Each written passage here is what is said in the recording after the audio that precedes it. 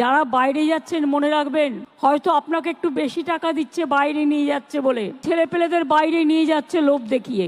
আপনি বাইরে যাচ্ছেন কেন? আপনাদের তো সুযোগ দেওয়া হচ্ছে। আজকে আপনাদের জন্য ল্যাংচা হাব থেকে শুরু করে 1 লাখ টাকায় একটা দোকান তৈরি করুন। আর একটা চায়ের দোকান তৈরি করতে কত টাকা লাগে বলুন তো?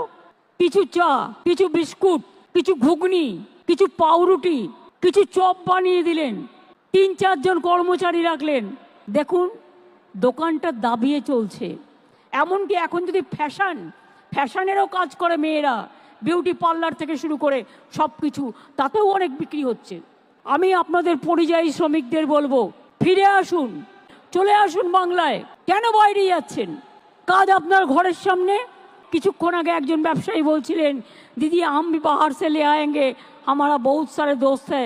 আমি বলি নিয়ে এসো। যারা বাইরে যাচ্ছেন মনে রাখবেন, হয়তো